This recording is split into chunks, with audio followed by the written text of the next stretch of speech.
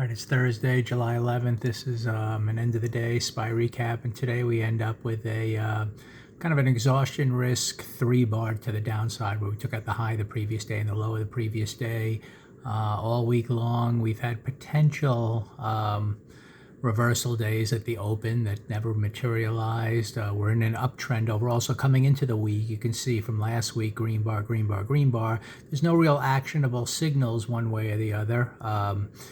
We just kind of continuing up above the midpoint of the prior day, up. And then today was the first day that at least followed through to the downside after an opening that I'll show you in a second. It's a 3-bar. The last few 3 bars, we had one up here near the top. What you do at this point now is you kind of expect lower, but you look for actionable signals to the upside. So this 3-bar tried to come down and eventually kind of held in the 2-up bar, then took it back up to these highs. Then you got another 3-bar. In this case, we had one little follow through in, 2 up, 2 down bar, and then we had the reversal back to the upside. So now we're going to have to see what happens here. Do we get follow through? And if so, do we, you watch day by day, do we really continue and take out target, and continue lower, or is it going to be a thing where we pause in here and eventually get a move to the upside? So it's going to take a little time, I think, unless we gap up tomorrow, which I'm not expecting, to kind of get a reversal back up, and we can play the downside. I think one of these is finally going to be a weekly reversal that holds in here and continues lower for at least a week or two. In other words, we've had 2 attempts here to have weekly, shooter bars that would follow through lower to some targets, and they never materialized. Those are those 3 bars on the daily chart that just kind of started a little lower, but eventually resumed with the trend. So with 1 day to go, the odds are this is going to be another shooter bar. And finally, you just got to think, after 2 of these failing, that one's going to be a reversal to the downside. So I'm going to kind of, again, until things change, expect lower prices here and expect maybe a little deeper pullback in these last few 3 bars. So we'll see what happens. In terms of price action, today, well, if you look at the week in general, like I said, there were no actionable signals really. The upside was just always at exhaustion risk with the potential of a day like this. But you knew the trend was up. So on Monday, I think this is Monday here. Yeah, we gapped after that. We close the week here green. So it's just all momentum at this point to the upside. That's always potential exhaustion risk, especially near the open.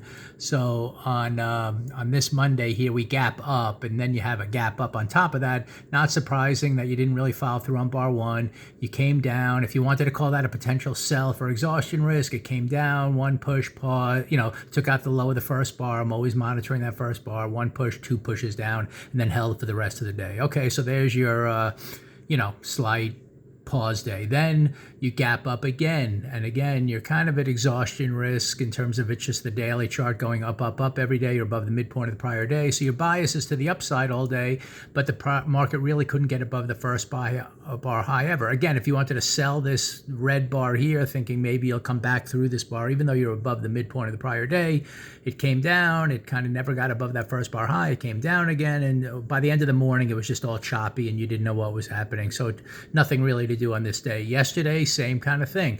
You're above the midpoint of the prior day, holding an upward bias overall. The first bar in this case decided to pause, gapped up, paused, then started higher. So there's your buy signal to see if we get, you had 2 days of pausing, so you can certainly play that at the upside. Then it kind of came down and got to, after a few bars, kind of came right to the mid, point of that first bar. So you'd probably have to take a small loss on that trade if you were trading, the attempted momentum back up. But all it did was come out and take out that first bar low, then it reversed here, and that started the uptrend back through, the highs of the day all the way up again. So again, you're above the midpoint of the prior day all day. This was just a liquidity grab to take that out if you wanted to play it. Now today was the first day where, that first bar, again, you're gapping. You have a big green bar from yesterday. You're gapping up a little bit. I guess the first bar paused on 2. You could have, tried to buy here, but immediately you had to get, an exit here. It didn't follow through, and it came to the midpoint of that first bar. If you wanted to buy the calls here, I wasn't doing that because, again, to me, there's no actionable signals to the upside on the daily chart. So I'm kind of looking at more individual stocks that went up. I think CRM was a stock today that moved up early that I like. So I bought it here at the blue line, and I described how I was able to take a small gain on this one before it reversed. But anyway, once it finally came down, this big red bar, I bought puts in here. Just, this one to me was breaking below the first bar low, had pre-market low targets. And, I've always been sensing you can get a little exhaustion risk trade. This was the type of opening that seemed to indicate that much more so than any of those other prior days. And obviously it moved down all day. I shot videos how I scaled out, and then I took out more gains on the second push lower. And then eventually it just kind of settled in at the lows here. So again, I think this 3-bar is similar to these other 3 bars that will look for actionable signals back to the upside with the trend. But I'm not, at this point, that might take time to develop, and I'm going to more be focused on this weekly chart, and I think it could probably close with a shooter bar if nothing happens tomorrow that looks promising to the upside, and that would then lead to my expectations into lower